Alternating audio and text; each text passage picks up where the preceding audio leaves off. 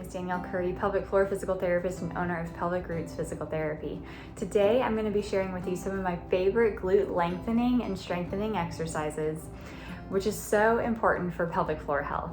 A lot of us hold tension in our glutes, and if we're holding tension in our glutes, we're holding tension in the back wall of our pelvic floor.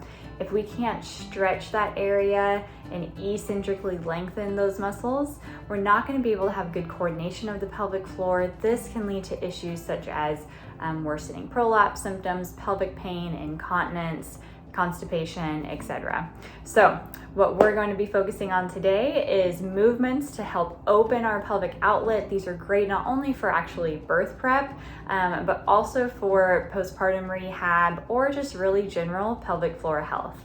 So go ahead and grab a yoga block, a resistance band, and a weight, and we'll get started. It's going to be using a yoga block, putting it under one knee, and doing what I call a little quadruped rock back. So we're just going to rock back, kind of sinking that glute into the heel on that side that you're elevated on. I like to also emphasize an inhale as you rock back and then exhale as you come forward. But doing this about 10 times on each side and then switching sides obviously. But this creates great space from that our sacrum and our sit bone. So we have a lot of ligamentous structures. This is where the back wall of our pelvic floor inserts, glutes. So when we're really able to asymmetrically kind of load that glute, it's not only great for glute lengthening, decreasing tension, but also decreasing tension in our pelvic floor as well. Now, you can still grab that yoga block. You're going to come onto hands and knees. And now we're going to do little what I call hip airplanes. So we're going to come up on one side and down on the other. So we're raising and lowering. I like to kind of inhale and then exhale as you lift. What you'll feel in your hip is we're externally rotating the hip that we're putting pressure on and then dropping down, which is internally rotating through our pelvis and femur. This is where we're lengthening the glutes and the pelvic floor. This is also a great SI stability exercise. So to give you a different view, one knee is on, actually I'll do the other knee, but now you're going to raise up and dropping gently back down. So again, these are little quadruped airplanes on that yoga block. This is great for any kind of SI joint pain, but also a good hip strengthening exercise. You'll definitely feel it working in the outside of your hip here. Position is we're going to do a kickstand RDL with one foot elevated on a yoga block. So what this looks like is slight staggered stance. You're going to have that foot up. We're going to hinge back like we're doing that RDL, so kind of sit back in your chair, hinging at the hips, and then you're going to rotate towards that front leg. So we're going to inhale as we go down, exhale as you come up. When we inhale coming down, this is when we're lengthening back wall of the pelvic floor, the glutes. You'll feel that glute really load.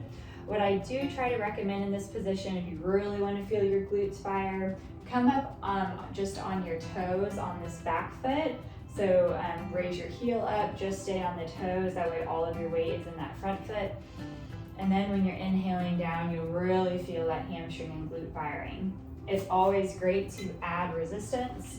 So now if we're going for creating length, but now we're really going to be loading that tissue as well. So we're going to get even more of that release and more of that eccentric strengthening for the glute. We can rotate down, take your big inhale, exhale, come back up. Inhale down, exhale up. Okay, our next one is going to be a lunge with rotation. So we're going to be in a lunge position, gentle pressure on the inside of your knee, and you're kind of pushing your palm into the inside of that knee there. You're gonna rotate your upper body and shoulders gently twisting at the torso towards that front leg. And then enough pressure to where you can feel your groin a little bit. You're gonna feel that adduction, which is helping get that hip internal rotation back in your pelvis. But we're just gonna hold this, and we're just gonna take a few deep breaths here. When you take that inhale 360, kind of picturing, can I feel like I'm breathing into my sit bone, expanding through the glute as you're holding this position.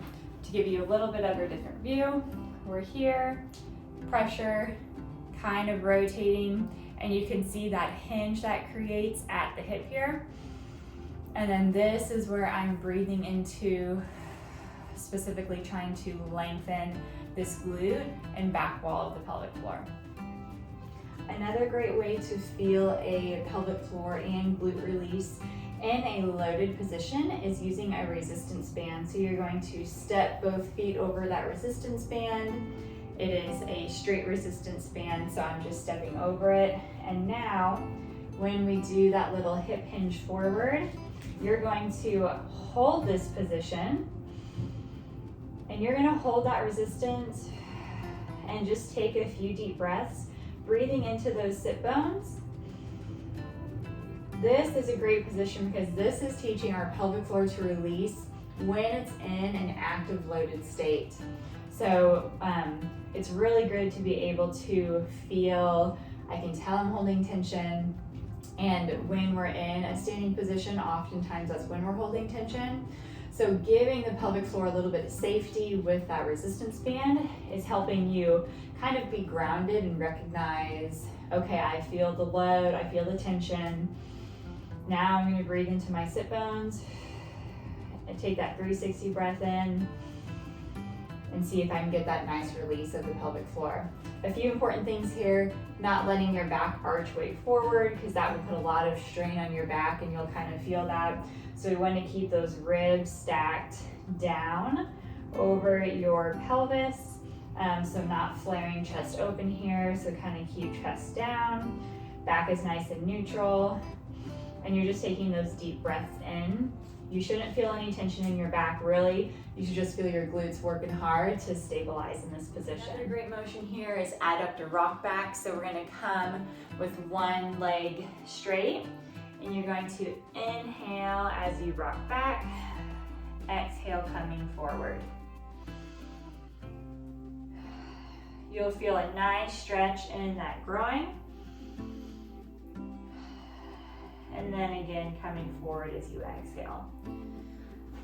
To give you a different angle, again, we're kind of getting that unilateral glute length, but now we're also getting a little bit of that unilateral groin and anterior pelvic floor stretch on the leg that is straight. The exercises, so this one is called hip 90-90 switches. So you're kind of in a reclined position, and then you're just gonna let your hips rotate in, also call them windshield wipers sometimes, but just letting the hips be the main thing that is rotating, not rotating too much with your back like this, because we want the motion to come from our hip joint. This is what is really lengthening the back wall of the glutes and pelvic floor when we can focus on that single leg hip internal rotation. To wrap up our little mobility circuit, we're going to do a quadruped rock back with feet wide and feet narrow. So we're going to come into that hands and knees position, knees about shoulder width apart, and we're going to have your feet go wider than your knees, and then now your feet can come together. I like to inhale as I rock back, so inhale, exhale as you come forward. Inhale back. You can go as slow, or I don't want to say as fast, but going slow with your breath. Whatever movement feels good to you. If you want to hold it for an extra breath and exhale here, or if you just want to kind of rock with the motion.